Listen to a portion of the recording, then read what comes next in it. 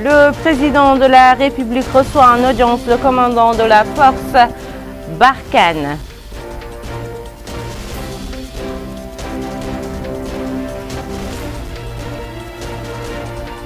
« 10 gigawatts d'énergie propre vont être produits dans notre pays. C'est l'objet du mémorandum signé entre notre pays et la société Chariot. Retour de notre compatriote champion d'Afrique des Jeux d'échecs des moins de 14 ans et une délégation gouvernementale a accueilli notre jeune prodige. Madame, Monsieur, bonsoir. Ravi de vous retrouver pour cette nouvelle édition d'Information. Pour se prémunir de la Covid-19, faites-vous vacciner et respectez les mesures barrières. Comme annoncé dans les titres, le président de la République, Mohamed Ould-Cheikh El Ghazouani, a reçu cet après-midi au palais présidentiel à Nouakchott le général Laurent Michel. La rencontre s'est déroulée en présence du directeur de cabinet du président de la République, Mohamed Ahmed Ould Mohamed Lemine, du contre-amiral Mohamed Isselkou Ould-Cheikh El Weli, du chef d'état-major particulier du président de la République, et de Robert Mouillet, ambassadeur de France dans notre pays. Le commandant des forces françaises du Sahel, Barkhane, le général Laurent Michel, a été également reçu par le ministre de la Défense nationale, Hanana Ould Sidi, dans son bureau. L'entrevue s'est déroulée en présence du contre-amiral Ahmed Ben Aouf, commandant du 3e bureau de l'état-major des armées, et de l'ambassadeur de France accrédité dans notre pays en Mauritanie, Robert Mouillet, a porté sur les relations de coopération existantes entre notre pays et la France, notamment dans les domaines liés à l'action de la dite force dans le Sahel. Un mémorandum a été donc signé aujourd'hui entre le ministère du Pétrole, des Mines et de l'Énergie et la société Chariot, spécialisée dans les énergies de transition. Le nouveau projet Nour permettra notamment de produire jusqu'à 10 gigabytes d'énergie propre. Ce mémorandum vise à réaliser l'un des projets les plus importants en Afrique. Abdoulaye Damaba. Ce mémorandum, qui a été paraphé entre le ministère du Pétrole, des Mines et de l'Énergie et la société Chariot, vise à développer et exploiter l'hydrogène vert. Cette collaboration avec cette entreprise spécialisée dans les énergies de transition permettra de produire de l'énergie propre à l'aide de l'hydrogène vert. Le ministre du Pétrole, des Mines et de l'Énergie, Abdeslam Ould Mohamed Saleh, a déclaré que ce projet a pour objectif de produire 10 000 MW d'énergie et 600 000 tonnes d'hydrogène vert. Il a par ailleurs souligné que ce projet constitue le second du genre à être paraphé par le ministère du Pétrole, des Mines et de l'Énergie, dont l'objectif est de favoriser le développement économique et social et valoriser l'environnement du pays. Le président directeur général de la société Chariot, Adonis Pourlis, a précisé que l'hydrogène vert est très important de nos jours au vu de l'impact lié au changement climatique. La société Chariot, dit-il, est très enthousiaste à l'idée de développer jusqu'à 10 000 MW d'hydrogène vert, ce qui démarrera, conclut-il, par les études de faisabilité au niveau des zones concernées. Un atelier de formation au profit de 150 éducatrices nouvellement recrutées pour l'enseignement et l'encadrement préscolaire a été organisé par le ministère de l'Action sociale, de l'enfance et de la famille à Nouakchott. Mohamed Lemine Khattat nous en dit plus. C'est un atelier de formation organisé par le ministère de l'Action sociale, de l'enfance et de la famille au profit de 150 monitrices de jardins d'enfants nouvellement recrutées pour l'enseignement et l'encadrement préscolaire. L'occasion pour le secrétaire général du ministère de l'Action sociale de l'enfance et de la famille, M. Sadvi ou Sidi Mohamed, de mettre l'accent sur l'éducation des enfants dès leur jeune âge, précisant que c'est au cours de cette période que se forment les traits de leur personnalité et que se définissent leurs prédispositions et que se développe leur intelligence. Il a fait observer que les sociétés évoluées accordent un grand intérêt à l'encadrement des enfants au cours de cette période qui est décisive pour leur éducation future. Il a ajouté que le secteur a entrepris un certain nombre de programmes et de projets qui s'appuient sur des politiques et des stratégies visant à préparer les enfants au cycle ultérieur de l'enseignement par leur scolarisation, leur formation par le jeu et leur apprentissage de la réflexion. Le secrétaire général du ministère de l'Action sociale, de l'enfance et de la famille a saisi l'occasion pour remercier les partenaires au développement de la Mauritanie, en particulier le Fonds des Nations Unies pour l'enfance, UNICEF, pour leur soutien continu. Il est à noter que l'atelier qui dure 3 jours devra permettre aux participantes de se familiariser avec le programme d'éducation préscolaire et les techniques de pédagogie pour les tout petits. Hier, à l'aéroport international de Nouakchott, Umtounsy a abrité une cérémonie, comme annoncé dans les titres, d'accueil en l'honneur du champion africain des Jeux d'échecs des moins de 14 ans.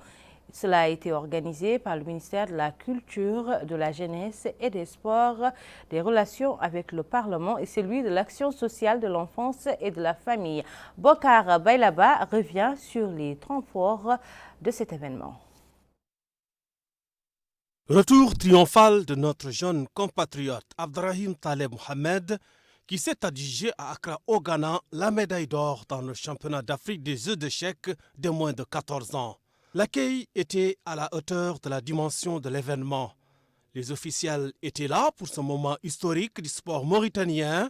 D'ailleurs, le ministère de la Culture, de la Jeunesse et des Sports et des Relations avec le Parlement et celui de l'Action sociale de l'enfance et de la famille ont organisé à l'aéroport international de Nouakchott-Oumtounsy une cérémonie d'accueil en l'honneur du champion africain des Jeux d'échecs de moins de 14 ans, Abderrahman Taleb Mohamed et Mohamed Hemman, classé 8e sur 12 de moins de 8 ans. Sadvi Ould Sidi Mohamed est le secrétaire général du ministère de l'Action sociale de l'enfance et de la famille. Il s'est réjoui de cet exploit historique. Il a en outre remercié le jeune champion et tous ceux qui ont contribué à la réussite des représentants mauritaniens dans cette compétition. Il a précisé que les pouvoirs publics ne ménageront aucun effort pour que notre pays réussisse à décrocher d'autres médailles dans les compétitions internationales.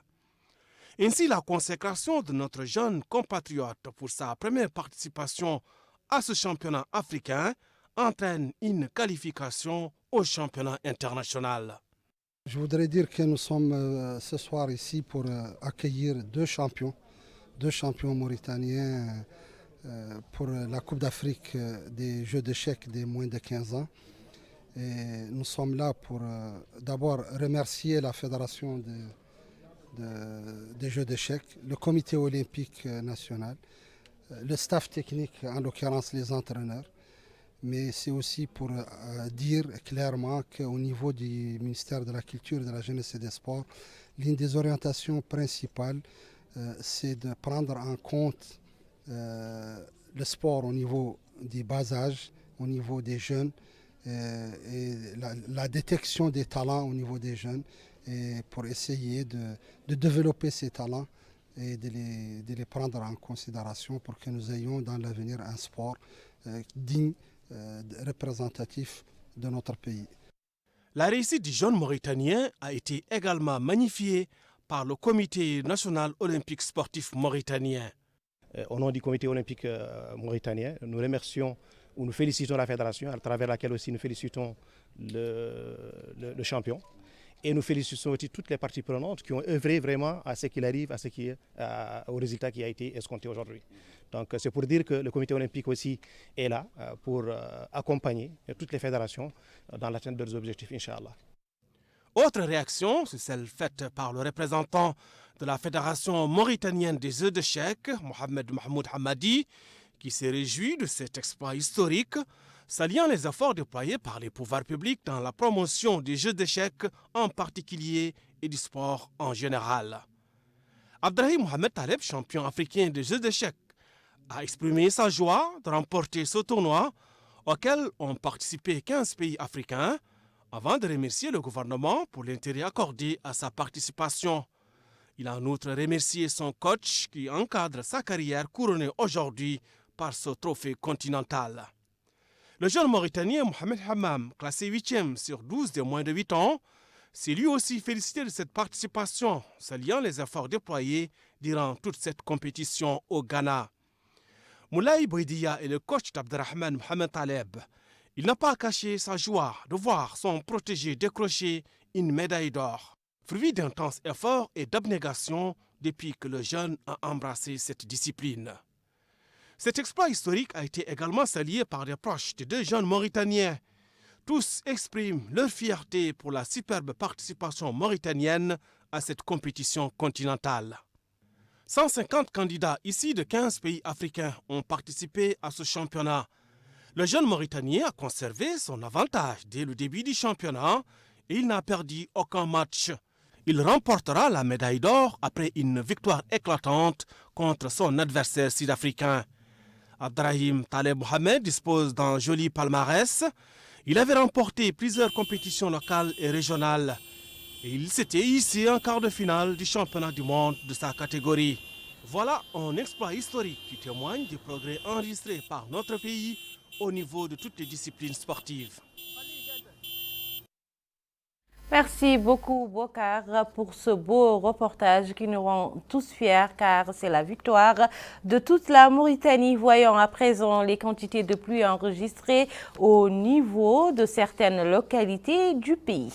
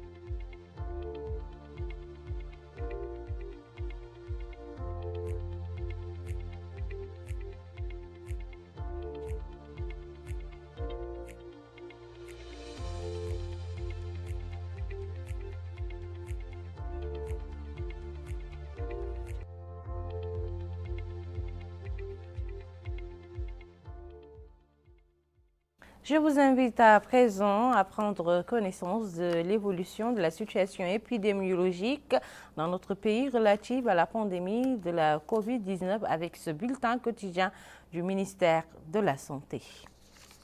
30 nouveaux cas ont été enregistrés, dont 2 cas contacts et 28 cas communautaires.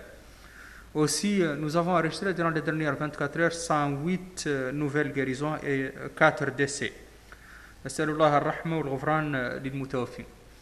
Le cumul de cas positifs enregistrés depuis le début de la pandémie est de 35 889. Le cumul de guérison est de 34 399 et le cumul de décès est de 772.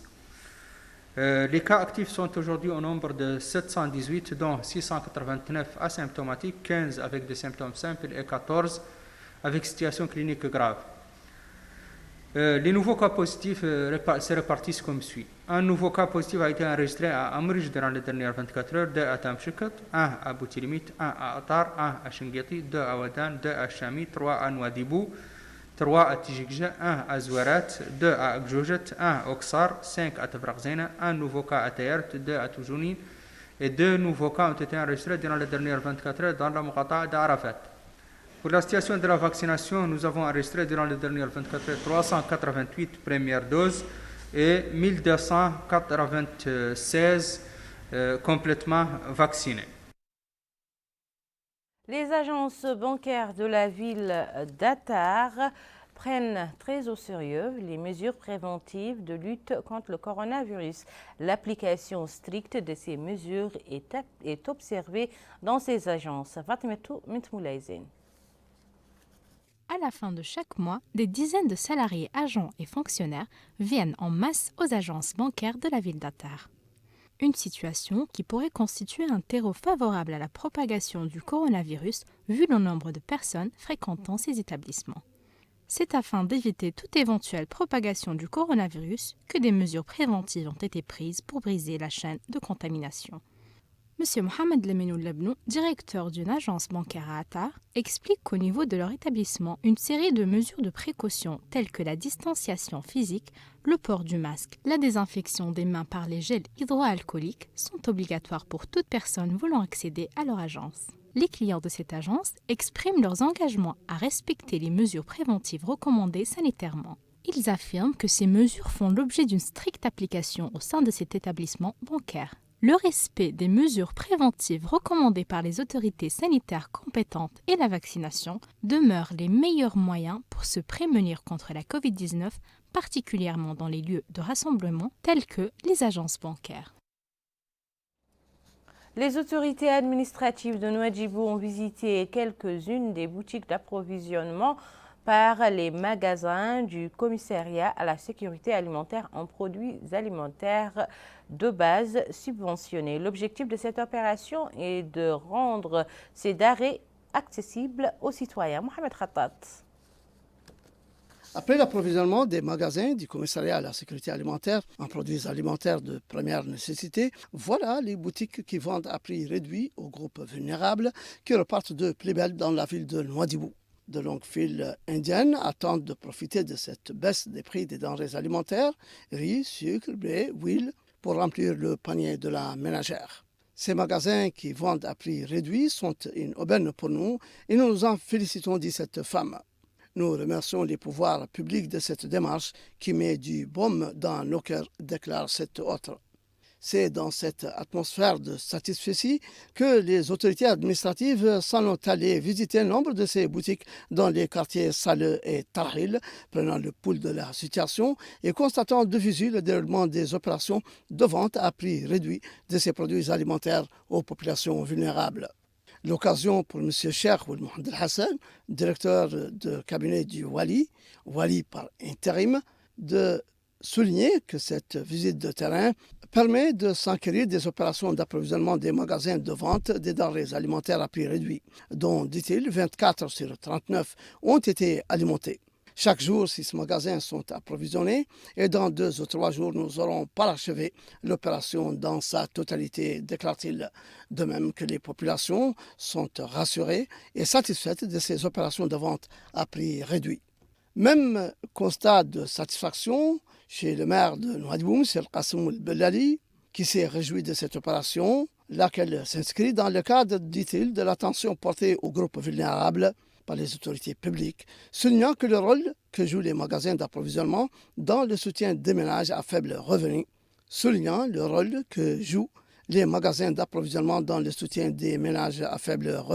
et souhaitant que les quantités mises à disposition soient augmentées. Car, dit-il, la ville de Nouadhibou, de par son caractère de capitale économique, est une ville populeuse. C'est dire que les opérations de vente à prix réduit connaissent une grande affluence à Nouadhibou, où les magasins de denrées alimentaires ont été à nouveau approvisionnés. La dernière session de ce journal nous amène dans la wilaya du Gorgol où de nombreux marchés de vente de bétail sont en construction. Compte tenu de sa position transfrontalière, ces marchés permettront de booster les activités de commerce de bétail. Abdoulaye Damaba. La wilaya du Gorgol est située dans une zone à vocation agropastorale. Cette wilaya frontalière regorge de potentialités propices à l'évolution et au développement des espèces animales. Elle dispose d'eau et de pâturage nécessaires pour le développement du bétail. Touvoundé-Sivé, situé dans cette wilaya, est un passage privilégié des éleveurs qui profitent de cet environnement adapté et propice au développement du cheptel. C'est au sein de cette localité qu'un marché de bétail est en train d'être érigé afin de fructifier cette activité et permettre aux éleveurs de disposer d'un lieu leur permettant d'exercer pleinement leur activité économique, ce qui par ailleurs facilitera les échanges commerciaux avec les pays frontaliers, dont le Sénégal. L'adjoint au maire de Toufoundé-Sivé a exprimé sa satisfaction et ses remerciements aux autorités.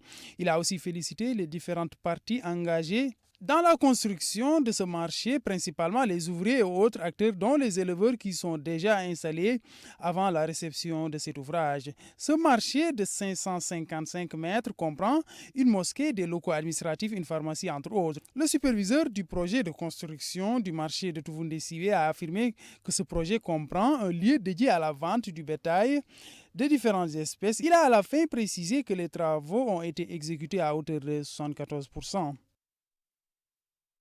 Voilà qui met fin à cette édition, le rappel des titres. Le président de la République reçoit en audience le commandant de la force Barkhane.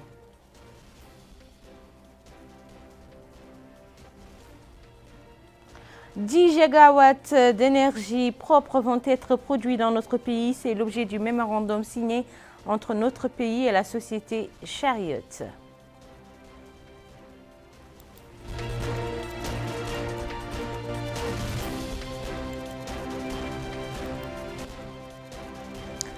Retour de notre compatriote champion d'Afrique des jeux d'échecs des moins de 14 ans. Une délégation gouvernementale a accueilli le jeune prodige à l'aéroport international de Nouakchott, Tounsi. Où que vous soyez, c'était un réel plaisir pour moi de partager avec vous ces moments d'information. Le JTF revient demain soir et selon le planning de service, vous serez en compagnie de mon collègue Addahi Oulakhtera. Quant à moi, je vous donne rendez-vous dimanche, Inch'Allah.